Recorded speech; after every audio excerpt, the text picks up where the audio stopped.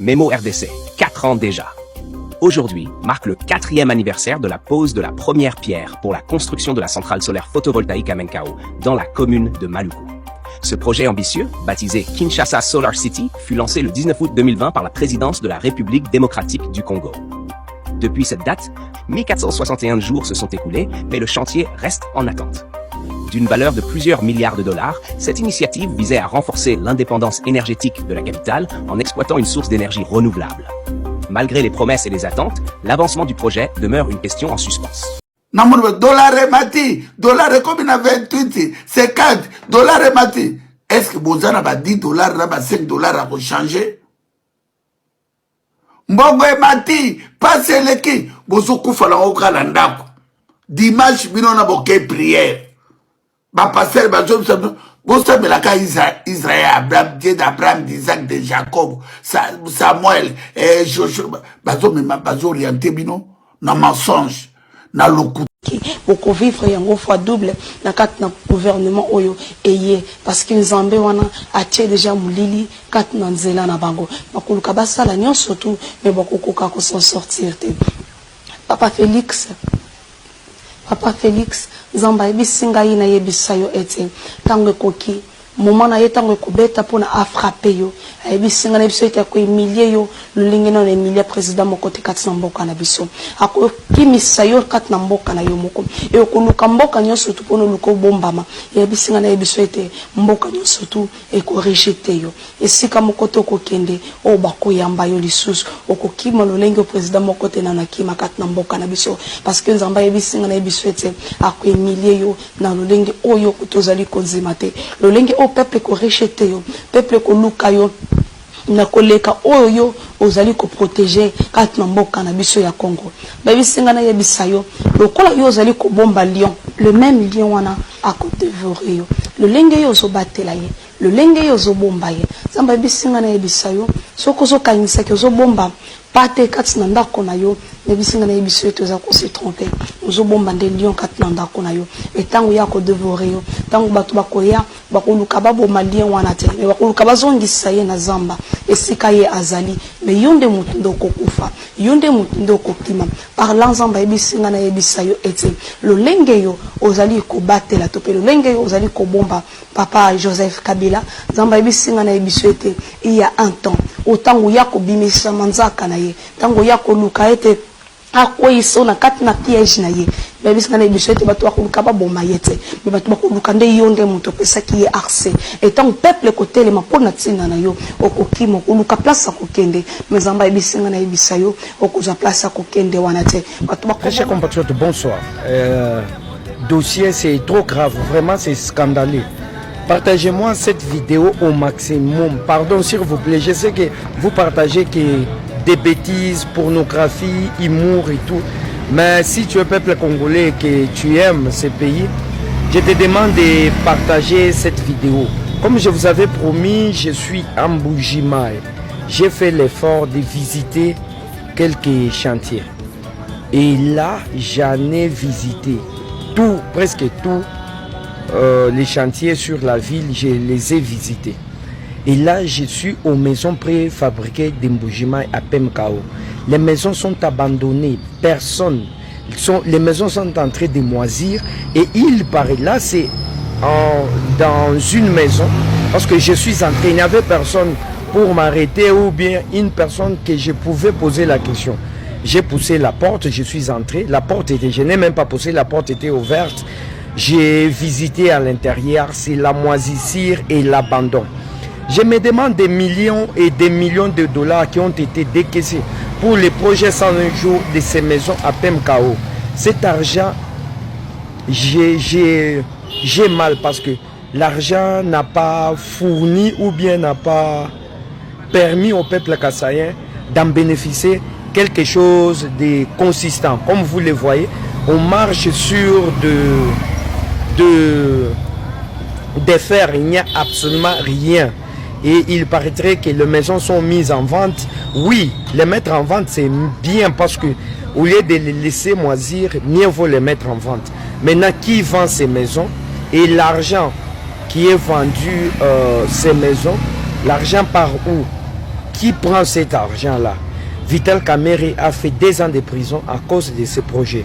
Le président Félix a été vilipendé. Dites-moi les dossiers que vous voulez que je... Le député, son rôle, c'est de rentrer à chaque vacances. Ils en ont 2 par an. Donc il y a la session de mars la session de septembre. Quand il y a vacances, lui il doit rentrer dans son patelin, dans sa circonscription, pour aller recueillir les avis et considérations de ses concitoyens. Il n'est pas payé pour ça. Et il le fait avec quoi? Même avec son argent. Beaucoup ne le font pas. Et vous connaissez les problèmes de notre pays. Vous les connaissez. Quand on voit un honorable, honorable, il doit payer tout ce qu'il y a deuil. Quand il y a un deuil, honorable, même si ce n'est pas de sa famille. Non, on a un deuil ici, honorable Fouta. On a un problème d'électricité, honorable Fouta. Ils doivent avoir quand même... God have mercy upon us.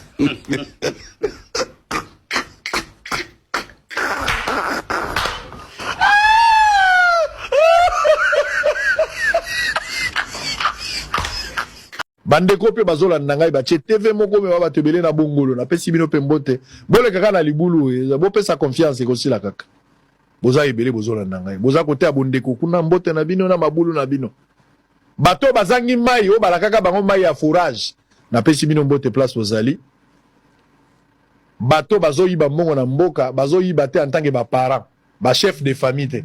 Mais ce qu'il faut bien il faut tenir compte moni quand même baza batata ya batu bana ya batu zomona quand même moi si naïe par rapport à ndenga moi c'est azalaka auti na famille moko munene. Nous devons tenir compte ya notoriété na crédibilité na bango na société na ba responsabilité parentale faut to créer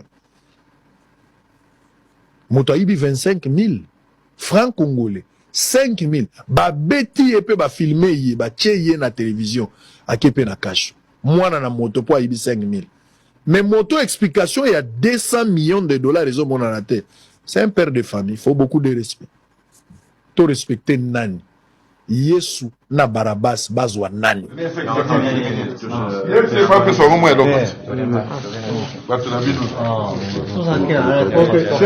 c'est le symbole c'est lui ça c'est le franc ça c'est le dollar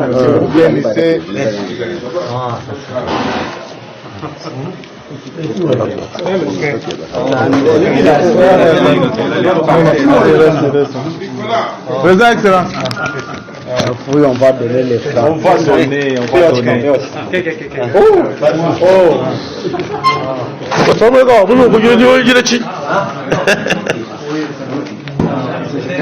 Les francs. Il n'a pas touché, Ok. Champion. C'est le champion. Ok, merci. Le champion.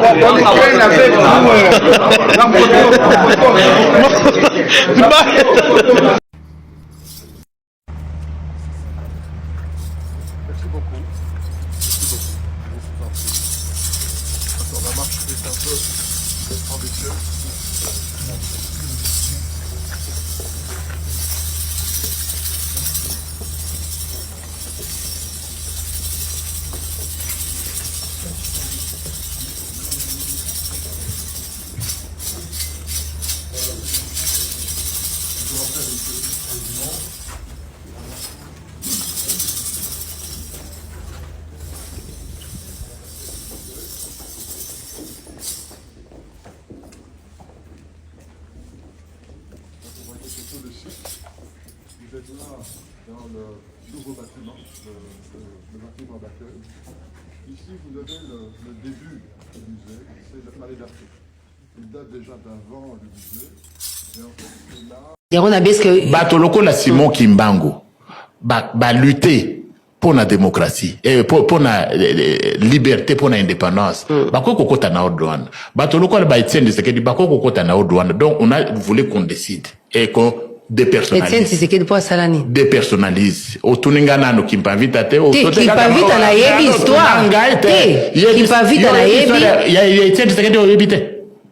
Ngana yebi na yebi tumba ya om ya Simon Kimbangu. Na yebani ya wana ya Tshisekedi yebani te. Kasi loba yo yebi angote.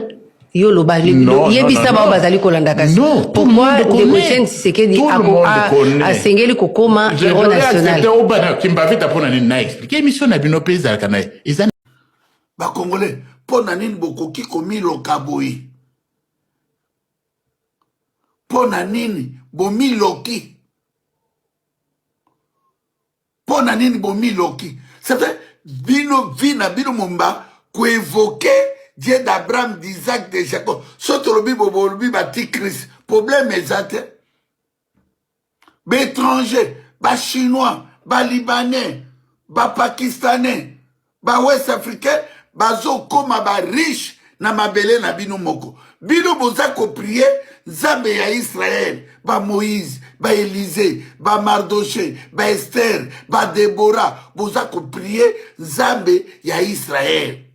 Israël azala bitumba ba pasteur na etu ba bengango ba réservis ya ba synagogue o bazana mokili bazo boma ba palestinais po ba wela kamabele bazo wela mabele mais bino bokuta mabele bokuti bato ba se sacrifier pour na bino bokuti bato ba bundela bino lelo bozimboka boteki Bokobi kolela Dieu d'Abraham, d'Isaac, de Jacob. Baya kosala nini. Baya na histoire.